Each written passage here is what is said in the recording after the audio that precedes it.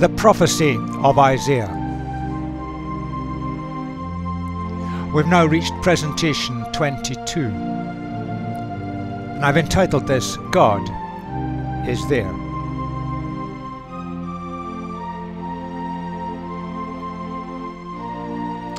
Let's remind ourselves of the situation that existed in the days of Isaiah. Great empires were competing for power.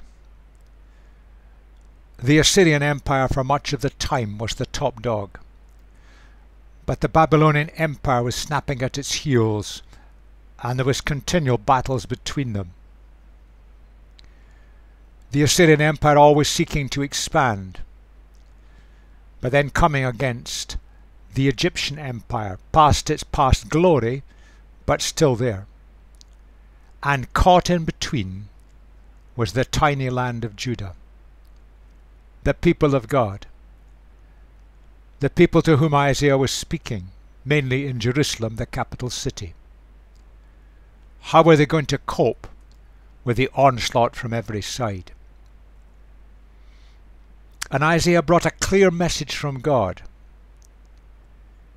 And it was a message for the people of God, the people of Judah, but particularly for their leadership, which had gone sadly astray.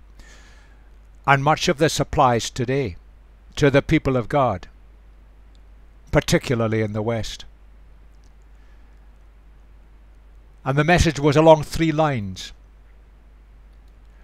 Trust God for the answers. That meant that God had to be got back to the center of the life of the people of God. Their individual lives, their corporate lives, but particularly the lives of those in leadership and in power.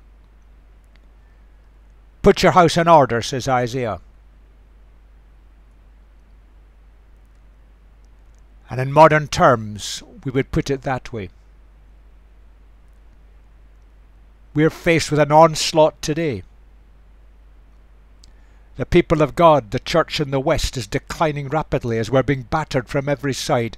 And the words of Isaiah ring out to us today, saying, get God back to the center of your lives. Put your house in order. Get Jesus back. Allow him to transform lifestyles and leave the rest to me. We don't retaliate.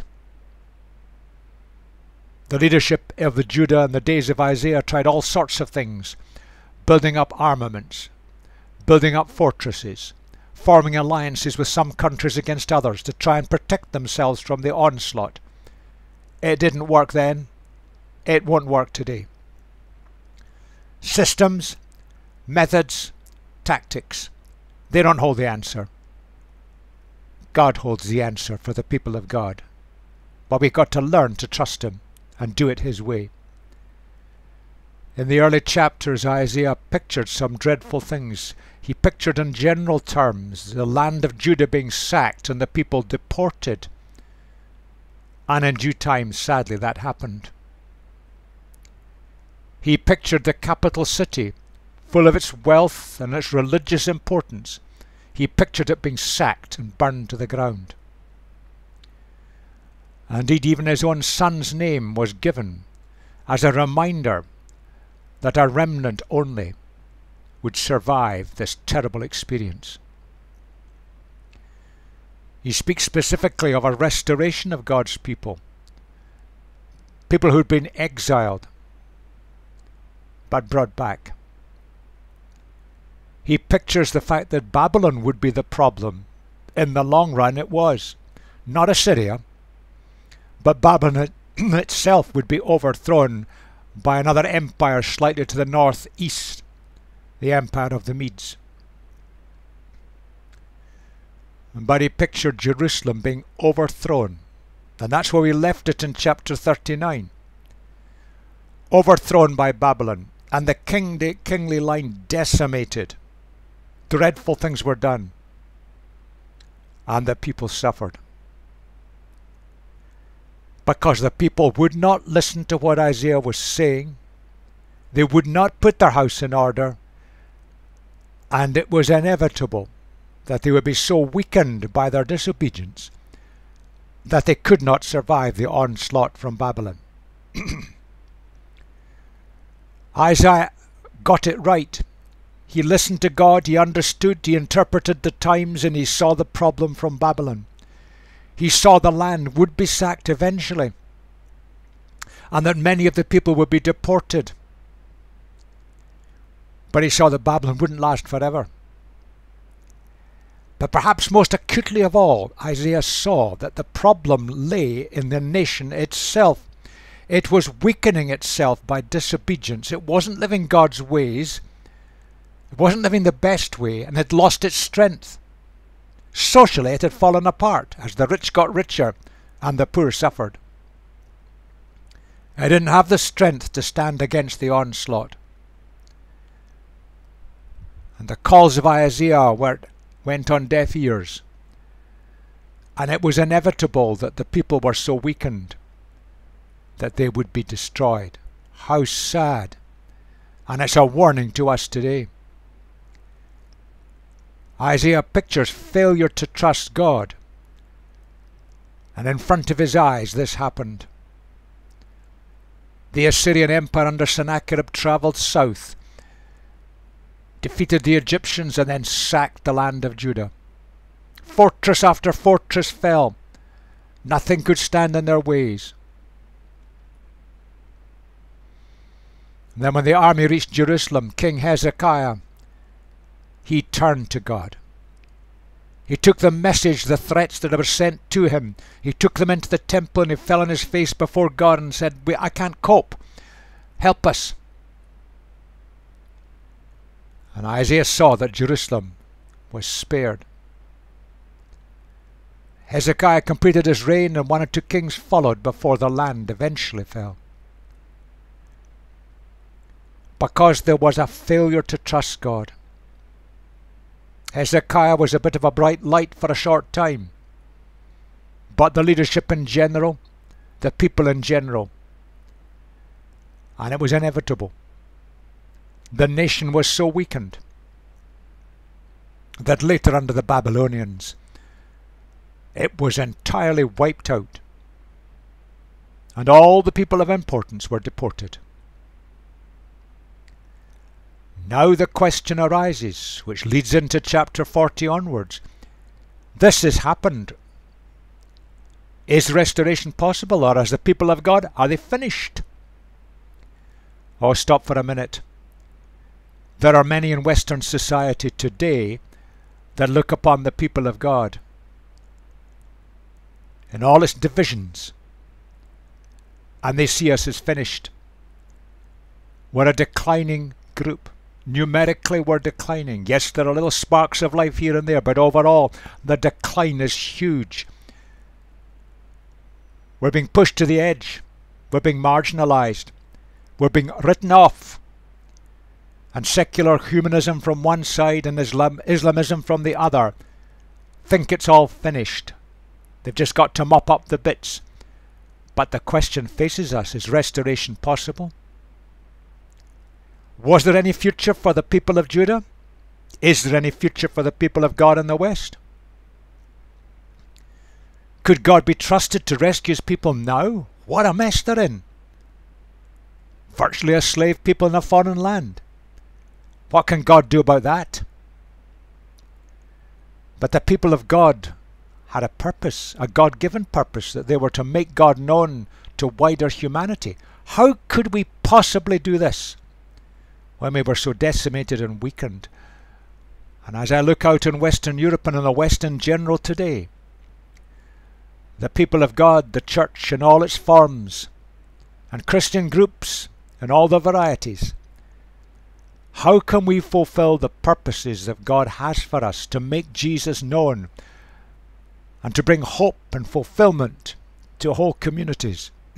How can that happen when we're so weakened, so marginalized, being attacked from every side? Is restoration possible?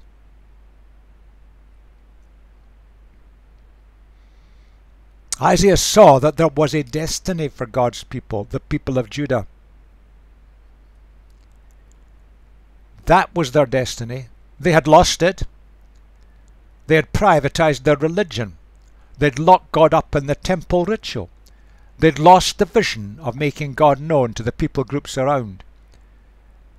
And the leadership were in it, and they were on the make for themselves, for a cosy life, a comfortable life, and if necessary at the expense of the ordinary people.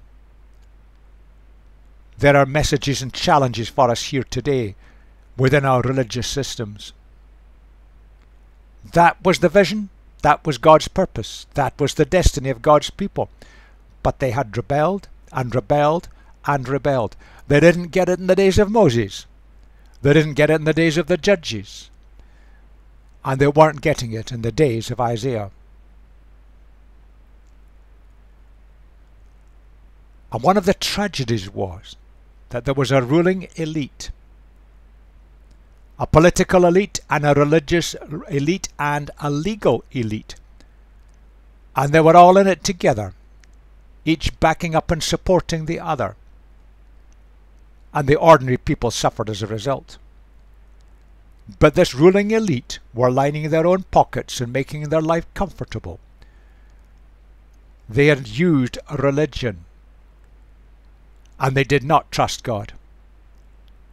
They looked for political answers, logical answers, human answers, answers that didn't disturb their cozy lifestyle, but they did not trust God. And Isaiah saw, and he pictured it in chapter 5. This nation, the people of Judah, it was in no fit state to fulfill its destiny. And the vineyard was going to be broken up. But what made Isaiah different was that when he met God in the temple, he saw that he himself was in no fit state to fulfill his destiny, to speak to the people and to the leadership. He realized his sinfulness and his failures. He realized that he too had rebelled, and he sought God's healing, and God gave it to him. God's forgiveness, God's transformation. And he brought the message. But sadly, the people, particularly the leadership, did not listen. And that was the result. And Isaiah saw it.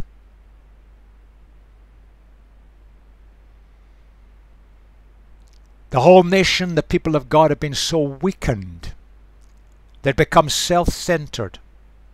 They'd lost their vision. They'd lost their destiny. But they'd also lost the whole moral and ethical and social structure of the nation, where the ruling elite were becoming richer and more powerful, and the vast majority were scraping a living and barely surviving. And the whole social structure was weakened so that the nation was easy to be overrun and the people deported under Babylon. And it happened. And I look out on the people of God in the West today, and I ask the question, will the same kind of thing happen to us? Because we are not putting our house in order. We're in no fit state to fulfill our destiny. And we're becoming ever weaker. And we'll be overrun, cast aside, pushed to the margins by other great social forces and empires, driven on by secular humanism at one side, political correctness, or Islamism, which is planning and seeking to take over the West. We need to put our house in order.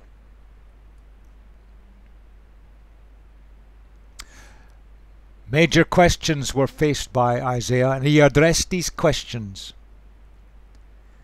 The people of Judah were faced with enormously powerful enemies who were trying to destroy them. Various nations around, but particularly the empire of Assyria. How do you handle that? What do you do? What decisions do you take? And that is the central thrust of the first 39 chapters. And Isaiah pictured the answer in terms of three things. They had to get God back in the center of their life, learn to trust Him, and leave the rest to God. Sadly, despite Hezekiah's efforts, it didn't happen. So the next question faced by Isaiah was this: how can we learn to trust God? The leadership was self-serving. Yes, there were exceptions to that, but in general it was true. How can this people who have rebelled, who simply will not trust God, will not do it His way, where the leadership is on the make for their own benefit, how can we come to learn to trust God? And how can this people then be transformed so that they can fulfill what God wants them to do, their destiny, to be a servant people, to reach out and make God known to the people groups round about? That was the mandate. That was the reason why the very nation had been brought into being by God at the start, under Moses. And these two questions are being addressed in chapters 40 to 66. It's a development.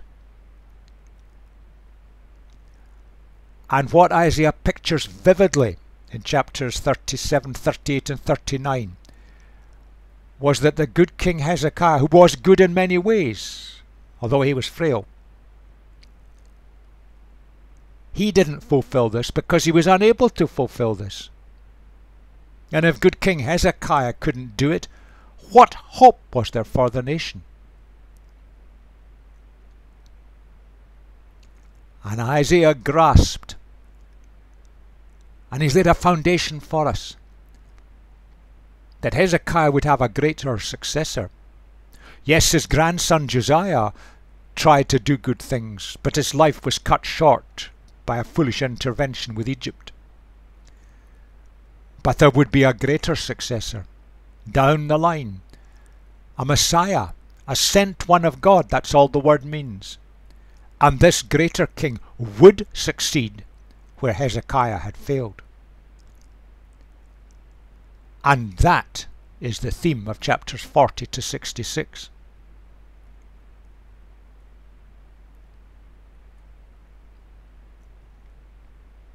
Things are worked out in an historical context. You can check the history. It's true. Other sources confirm it. But it asks the question, what is the nature of and the destiny of God's people? This tiny minority group faced with enemies all around. And the chapters we've looked at already in the previous presentations, Isaiah is saying, don't rely on other nations. Learn to trust God. He'll see you through. And in 701, when Jerusalem was surrounded, Hezekiah went into the temple and he did trust God. And God showed, I can rescue you. And the city was rescued and survived. But the nation of God went on and it continued to fail. And the leadership was the worst of all, failing miserably. And the whole nation was so weakened that it couldn't stand Babylon's onslaught. So exile and deportation were just an inevitability. And Isaiah saw it as an inevitability. They'd brought it on themselves. They'd weakened themselves so much by continually rejecting listening to God and trusting Him. He could have seen them through. But the leadership were much more interested in lining their own pockets and making their lives comfortable, often at the expense of others. What a tragedy. So we can summarize it that way.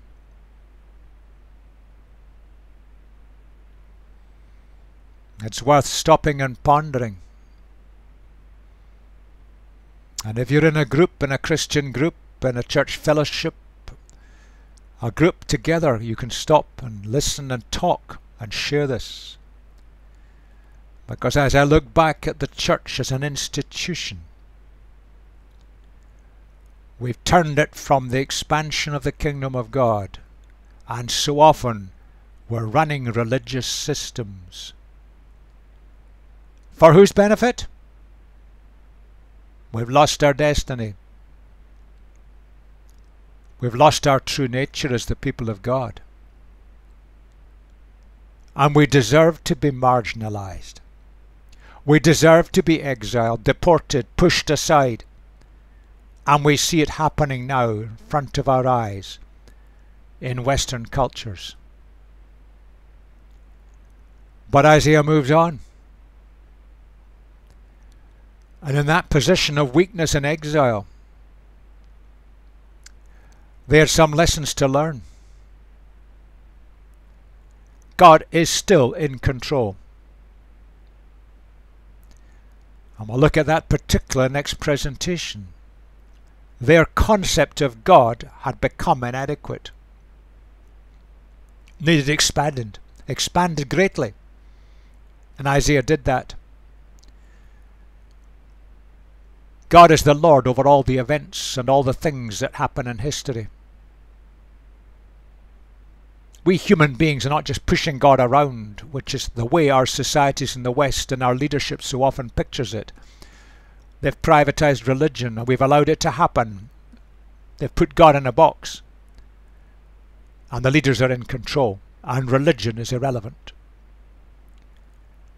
And the people of God, we need to remember that God's still there. We've failed miserably. We have rebelled continuously. We've not listened to Him. We've not done it His ways. But He's still there for us. We don't deserve it, but He's still there. And Isaiah pictured the answer for the people of Judah. And it's an answer for us today, as we'll see as we work this through. Because he pictured the coming king, the one who would succeed where Hezekiah had failed. But he pictured that coming king as a suffering servant. Now that is an utterly radical thought. Mind-blowing thought. And we need to recapture that today. We can summarize it this way. The suffering servant king. And with the hindsight of history, we can see how Jesus fulfilled that completely. Jesus did for us what we couldn't and what we failed to do for ourselves. Through His life, through His death, through His resurrection, He broke the bondage of rebellion that had gripped us and held us back. And He opened the door of the kingdom of God and invited us in to live for Him, to live God's way, radiant, glorious lives, and to fulfill our destiny by bringing blessing to the people around. But Isaiah didn't stop there. In the last few chapters, in all he said, he works this out. How does this work out for us? How can we enter into that servanthood? How can the purposes of God be worked out through us? And he realized that our human inabilities have got to be coupled to God's abilities. That when we put our lives in His hand and recognize that we can't, but we want to, then He can and will enable us to. And it's a wonderful combination. But we've got to set aside the idea that we can solve it ourselves by our intellectual efforts, by our planning, by our programs, by our religious systems, by our religious rituals. Throw them out. Self-effort does not work. Get back to kingdom living. Yes, God will equip us so that we can fulfill our destiny, but it will only happen if we respond and go on responding and let Him work through us and equip us for what He wants to do in the way He wants us to do it. I've summarized it this way.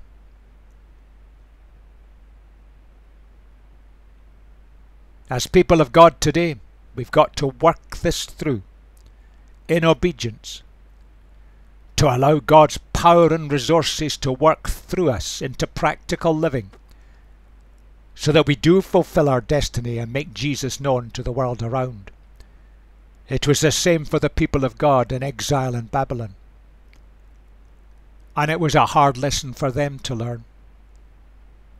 And it will be a hard lesson for us.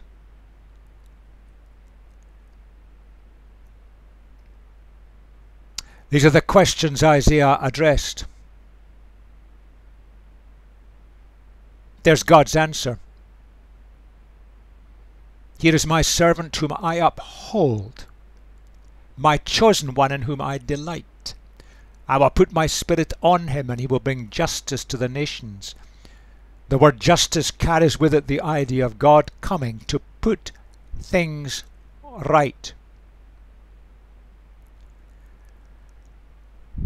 The servant king would come to deal with rebellious humanity, to break the bondage of the rebellion, and bring hope and justice for all nations. What a beautiful picture. And Isaiah addressed that question. The people of God, we only exist as a servant people to make Jesus known to the world around. When he transformed to do that, and God's answer is, it is too small a thing for you to be my servant to restore the tribes of Jacob. I'm going to go beyond it and to bring back those of Israel I've kept. I'm going to go beyond it. I will also make you a light for the Gentiles, that my salvation may reach to the ends of the earth. Where Gentile just means people who were not the people of God. And God's rescue, that's what the word salvation means, would be able to reach all people groups throughout the world. There was a great vision for God's people. It was fulfilled in Jesus, and the followers of Jesus, at least in part, we have continued that great mission. But today, in the West, through our rebellion, we have lost so much of it. In other parts of the world, the people of God have gone on, and the word is spreading. And the light is going out to people who are not yet followers of Jesus, and they are being rescued. It still goes on. Isaiah saw that. But he saw that a coming king, descended from the kingly line, would succeed where Hezekiah, with all his efforts, had failed.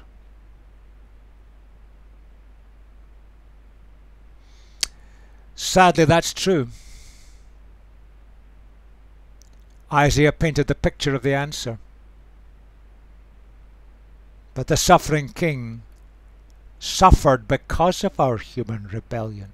He suffered the consequences for the continual rebellion of humans. When political and religious leaders combined together to snuff him out, they tortured him to death on a cross publicly, thinking they'd eliminated the suffering king. But by that suffering, he broke the power of our rebellion, and he sets us free. Isaiah grasped that.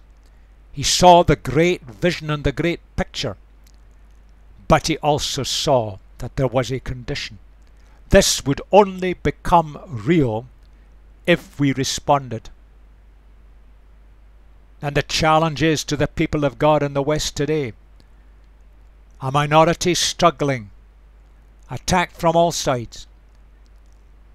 We've got to learn to respond and listen to what God wants us to do and wants us to be, so that people can be set free.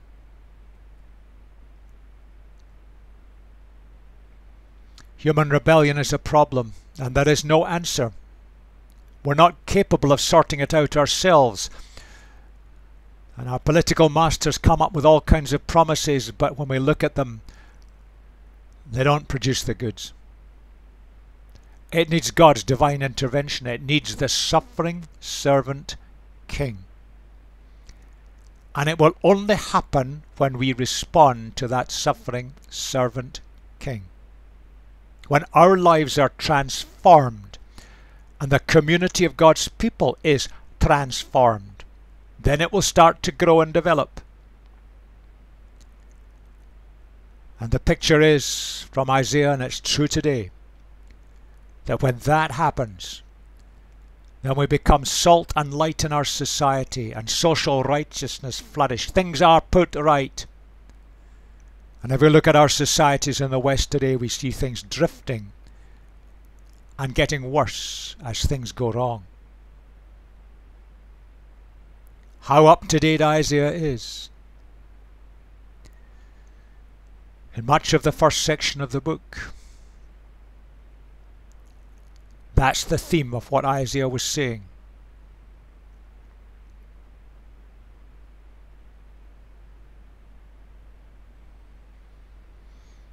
Don't try your plotting and planning, your negotiation with people round about it.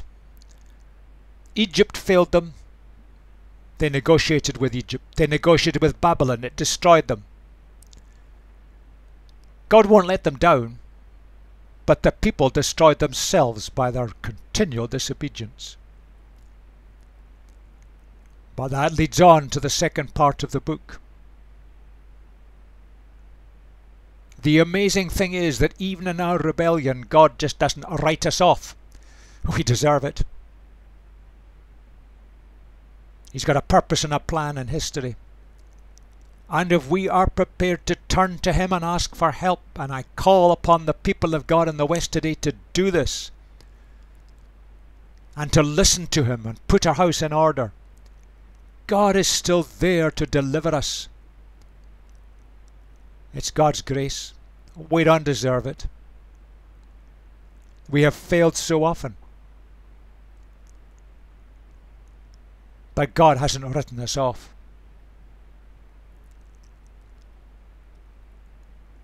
And that is specifically what Isaiah works out in chapters 40 to 55. And we'll look at that in detail starting in the next presentation.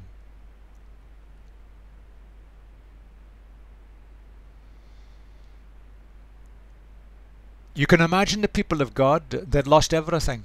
Their wealth, their temple, their religious ritual, their leadership had been executed or taken into exile. They themselves had been taken, and it was a long walk. Not all made it. Into exile in a foreign country, living under a foreign people. Would they survive? Did God have a purpose? Where was it all going? And they started to doubt. Their God, the God of Judah, called Yahweh, was He big enough and strong enough to rescue His people?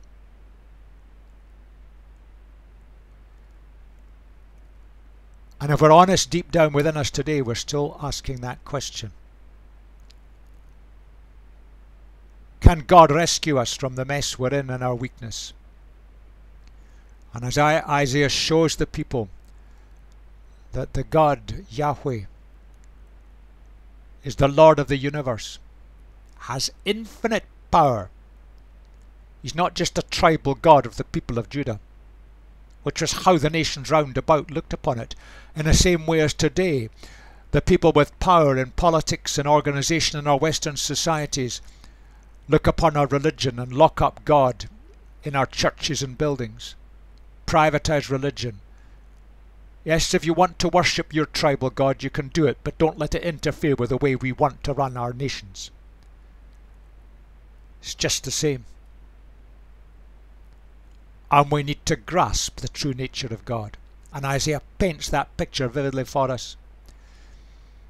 But if God has the ability to rescue His people, is He willing to? We've messed up so continuously. We've rebelled again and again and again. Is God willing to rescue us? Isaiah said, yes. It was our disobedience and rebellion. It led to inevitable consequences. We became so weak. We were put into exile, boxed in. But God's willing. God can, and God's willing. But we've got to be willing to seek it and put our house in order. And there is a deep, deep message for us, the people of God in the West today. That is the prophecy of Isaiah.